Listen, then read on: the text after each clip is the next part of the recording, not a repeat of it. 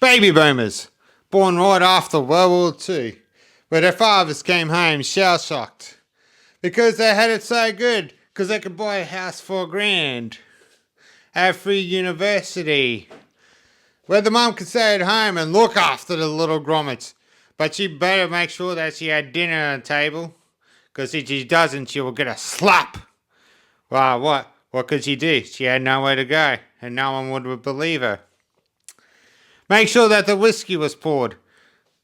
And, kids, what I was seeing, not heard, like a politician's conscience. Because they were there, haunting the edges of Dad's midlife crisis. Yeah, it's quite funny that baby boomers called my generation soft. They always say that I always get hit with a jug cord when I misbehave and I turn out fine. But did you really? I mean, you've been whinging about shit for the last 40 years. Yeah, I just had this boomer one time at work. It says, you know what the problem is with your kids these days? He said that you expect everything to be handed out to you. It's because you were given a ribbon at school for coming last. And I was just sitting there thinking, I'm going, mate, I didn't even want to go to a fucking sports carnival. I had to at school. I wasn't allowed to stay at home. All I wanted to do is just stay at home and watch Cheese TV. But no, I had to go.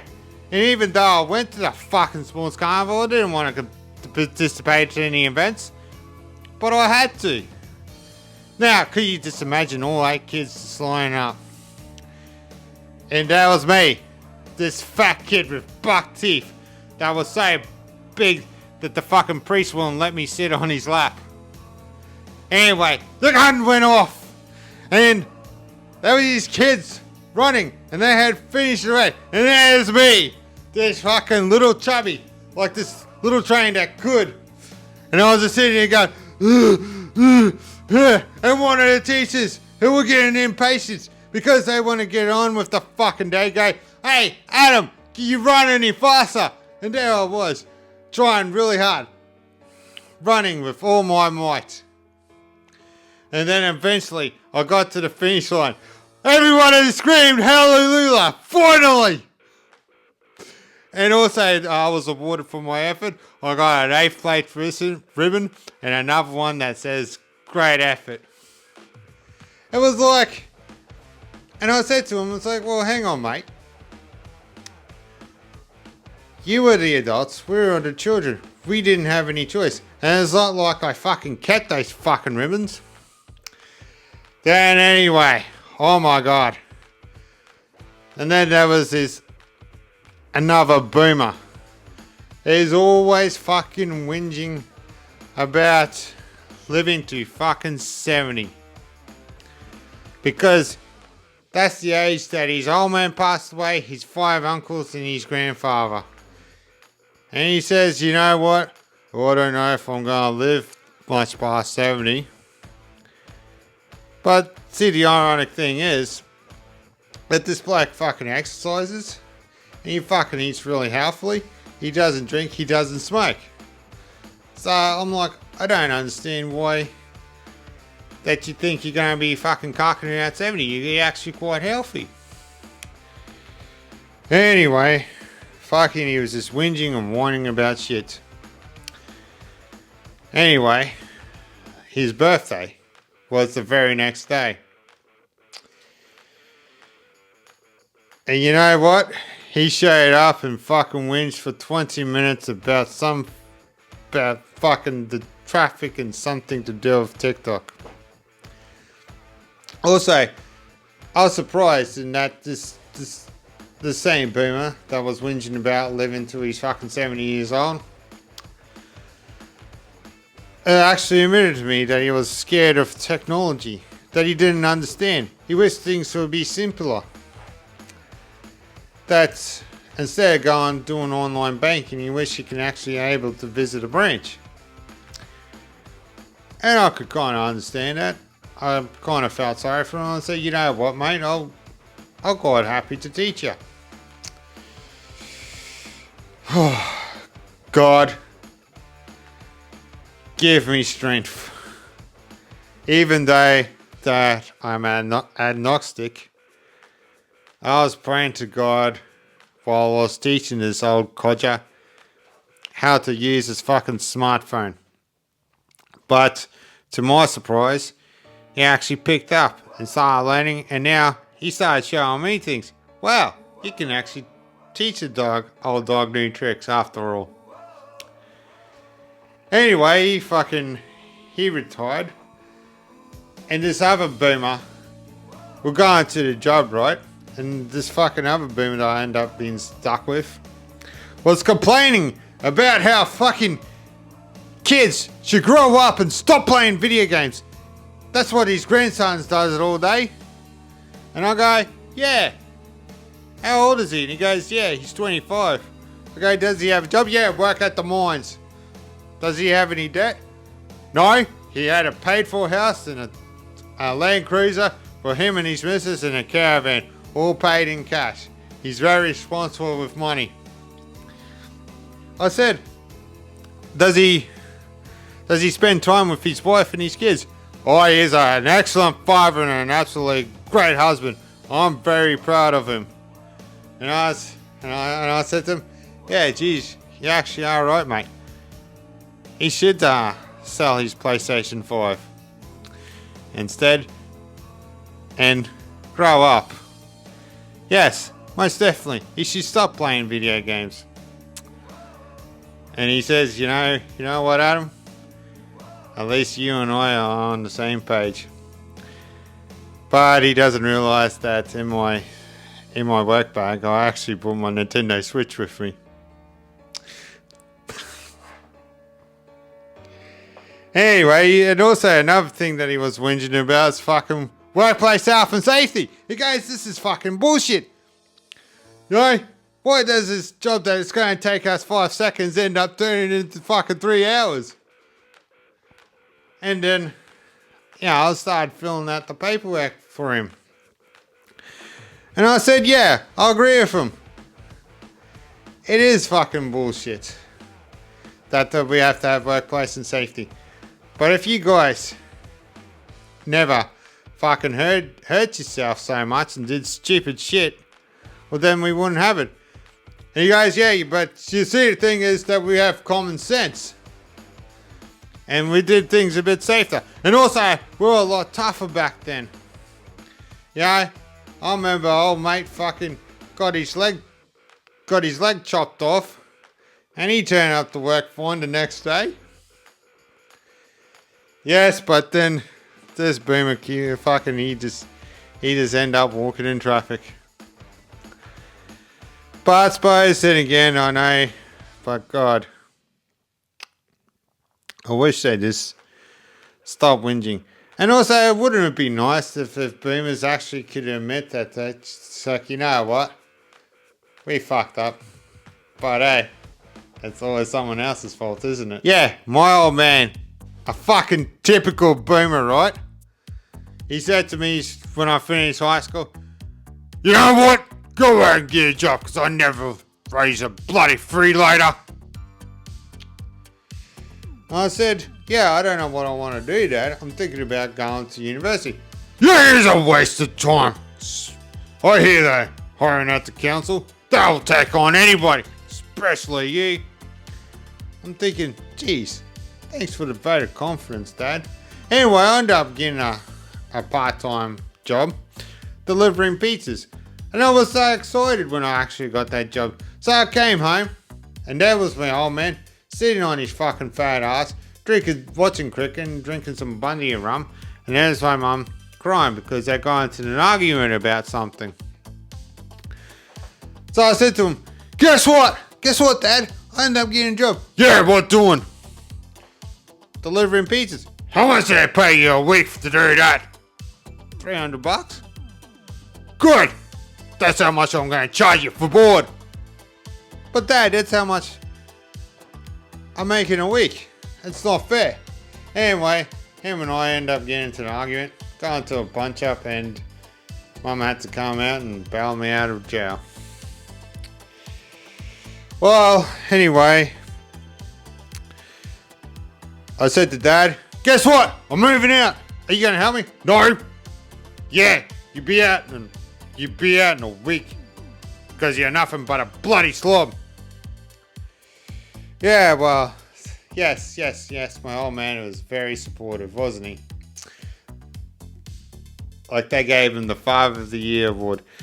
But eventually, I ended up going to university to get a degree, got a full-time job, a high-paying job, ended up getting married, and having a couple of little kids myself. And I am thankful for what my father did. He taught me how not to be a father. And look, I'm not saying that I'm perfect myself. I do fucking make mistakes. I'm human after all, but unlike him, at least I can admit that. And also, years and years of therapy to get over my trauma. And suppose, and I did a lot of things to actually spite him. Anyway, I put him in a nursing home, just parked him there, and then came and visited him. One time, after years being estranged, at his funeral. And he was still my old man. And you know what? I still miss the old prick. The problem with baby boomers is that they don't realise how lucky that they have it. They have free uni and cheap housing. But they always said, oh yeah, we didn't make much money back then. But it's like, yeah, you can support a family on one income. And if your missus didn't have dinner on the table on time, you can give her a slap because she had nowhere to go and no one would believe her. They were the generation that dropped acid at Woodstock and fucked like rabbits. Yeah, and now they're telling us not to do drugs. Yeah, they certainly are the ones of the epitome of the ones of don't do what I do but do what I say and we get along fine. No wonder why their kids don't visit them. See, the problem with millennials and Gen Zs is that we don't have any third places that we can actually afford to visit. For $5, a boomer can get drunk, shut their mates, get into a fight, get knocked down, get up again, shake hands afterwards, pick up a Sheila and give her a cream pie, and then suppose then again that he had no choice but put a fucking ring on it. See, the thing is that these days that houses are very expensive. A house costs fucking $2 million in the middle of the fucking CBD and also it's next to a train station. But the house itself is just a rundown fucking shithole, mold infested fucking what's the name? How do you expect us to save a house when wages have gone backwards and then save up the deposit is that you need 12 times of your income. But suppose then again that boomers do have it so lucky. Look, I get it. You're thinking typical Gen Y. Because I'm always asking why I'm not a CEO of a company, why I don't own a mansion, and why do I have to work? Look, I understand that boomers live in a completely different reality and they don't understand what's it like for us today. And yes, they did have it so much easier back then. And yes, they worked hard. But see, the thing is that I would like to work hard too myself. I would love to be able to afford to have a missus, to have a kid, and that she doesn't have to go to work if she doesn't want to. But see, the thing is, that's not what it's like for us today. It is so much difficult these days to actually go out and afford to go uptown. Because if you want to go uptown, you need to take a payday loan, so you're actually even more in debt. And that's the reality of my situation, is because we've got dating apps and also there's this disconnect between us males and females. I mean, for fuck's sake, chillers would rather live with a bear and then to go out with a bloke. But that's not the... And then I could sit there and say, well, it's because it's fucking you boomers that you were disrespectful to women and you bashed them up. And look, I just want to say that it's not all boomers. I believe the majority of you are fucking hard-working, decent men, and you treat your women right. But we gotta stop with this argument and saying that, well, like, life isn't fair, which it isn't fair. But what we need to do is sit down and have a discussion without yelling at the top of each other, so we can actually see some common ground. And let's be honest, the Labour government, the Labour Party and the LNP are just as bad as each other. And look, I voted for Labour not because I'm from the working class, it's because I believe that Labour will give me the courtesy of a reach around. Look, and I want to be able to afford to buy a house without my parents actually helping me out, which I'm very grateful for. They didn't have to do that. But when I actually got approved for the loan, I felt a big massive relief lifted off my shoulders. I own an asset. Now look, I wish mum and dad would stop spending my inheritance. I wish they stopped going on the Outback Masters, travelling up and down. I wish they didn't stop buying a caravan.